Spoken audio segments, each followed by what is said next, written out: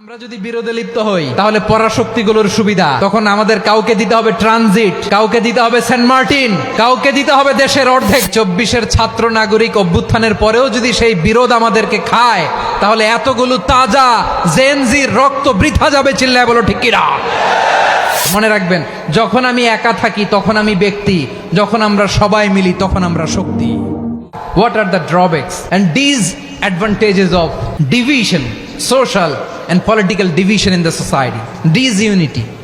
আমরা যদি বিচ্ছিন্ন হই, একে অপরের যদি মারামারি করি, একজন যদি আরেকজনের কাফের ফতোয়া দেয়, আমাদের কি ক্ষতি? এক নাম্বার ক্ষতি হচ্ছে আমরা যদি বিচ্ছিন্ন হই আমাদের শক্তি কমে যাবে, আমাদের পাওয়ার আমরা হারাবো। আমাদের কি হারাবো? পাওয়ার। মনে রাখবেন, যখন আমি একা থাকি তখন আমি ব্যক্তি, যখন আমরা সবাই মিলি তখন আমরা শক্তি। এই শক্তি নিয়ে আমাদের সামনে এগিয়ে যাওয়ার দরকার আছে না নাই? তাহলে আমরা যদি নিজেরা বিরোধে লিপ্ত হই আমাদের ক্ষমতা, পাওয়ার ছুটে যাবে। আমরা এই পাওয়ার হারাতে চাই না, ঠিক কিনা বলেন? রব্বুল আলামিন ঠিক তাই বললেন। রব্বুল আলামিন বললেন, খবরদার, وَأَطِيعُوا اللَّهَ وَرَسُولَهُ وَلَا تَنَازَعُوا فَتَفْشَلُوا وَتَذْهَبَ رِيحُكُمْ وَاصْبِرُوا إِنَّ اللَّهَ مَعَ الصَّابِرِينَ। আল্লাহর আনুগত্য করো, নবীর আনুগত্য করো, কিন্তু খবরদার নিজেরা বিরোধে লিপ্ত হয়ো না, নিজেরা মারামারি করো না, তাহলে তোমাদের শক্তি কমায় দিবে কে? ফাতাফশালু, তোমরা সাহস হারাবা, ওয়া তাযহাবা রিহুকুম, তোমাদের শক্তি কমে যাবে, পাওয়ার কমে যাবে।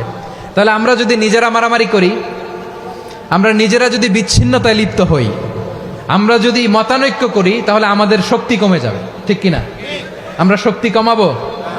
আচ্ছা, ছোট্ট একটা বাঁশের কঞ্চি যদি আপনারা দেয়, পায়ের মধ্যে ধাক্কা দিয়ে ভাঙতে পারবেন না? এরকম বাঁশের কঞ্চি যদি 20টা একসাথে জোড়া লাগায় দেয়, ভাঙতে পারবেন? কথা বোঝে নাই মনে হয়। চিকন একটা বাঁশের কঞ্চি দিলে ভাঙা যাবে না?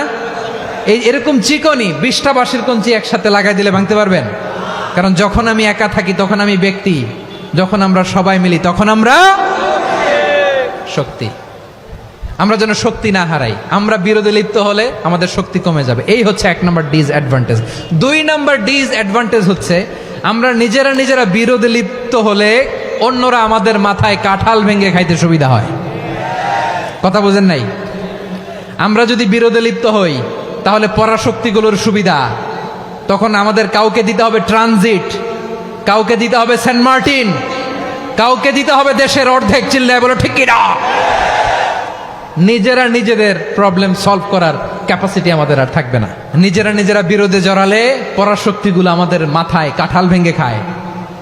তখন ভারতের পিছনে দৌড়াতে, আমেরিকার পিছনে দৌড়াতে আমাদের জুতার তলা ক্ষয় হইয়া যাইবে। নিজেদের প্রবলেম সলভ করা যাবে না। আমরা যদি অন্যের পিছনে না দৌড়াতাম আর এই বিরোধকে থামাতে পারতাম, বাংলাদেশ আজকে যেখানে আছে তার কমপক্ষে 50 গুণ সামনে থাকতো। চিল্লায় বলেন ঠিক কিনা? তাহলে 1 নম্বর ক্ষতি হচ্ছে আমাদের পাওয়ার লেস হয়ে যায়, আমরা দুর্বল হই যদি আমরা বিরোধ করি। 2 নম্বর হচ্ছে পরাশক্তিগুলোর সুবিধা নেয়। 3 নম্বর হচ্ছে আমাদের উন্নয়ন, দেশের উন্নতি, অগ্রগতি এটা স্থবির হয়ে যায়, এটা বাধাগ্রস্ত হয়। প্রিয় ভাইয়েরা, ইউনিটি, ঐক্য হচ্ছে একটা দেশের উন্নয়নের মূল ভিত্তি। ইউনিটি অফ এ কান্ট্রি, এটা হচ্ছে একটা সাস্টেইনেবল ডেভেলপমেন্ট, সোশ্যাল স্ট্যাবিলিটির জন্য এটা অনেক গুরুত্বপূর্ণ। এজন্য বিরোধের কোনো স্থান আমরা দিব না, আমরা ঐক্যবদ্ধ থাকবো ইনশাআল্লাহ। বলেন, আর কখনো কাউরে কাফের বলে গালি দিবেন? তুই জাহান্নামী বলবেন? ঝগড়া লাগলে লাগাই দিবেন? তাহলে কি করবেন? মিলায় দিব। আওয়াজ করে বলেন, কি করব? প্রিয় ভাইয়েরা, এই বিরোধ গত 50 বছর তো আমরা দেখেছি, ধর্মীয় অঙ্গন বলেন, সামাজিক অঙ্গন বলেন, রাজনৈতিক অঙ্গন বলেন, এই বিরোধ আমাদেরকে শেষ করে দিয়েছে।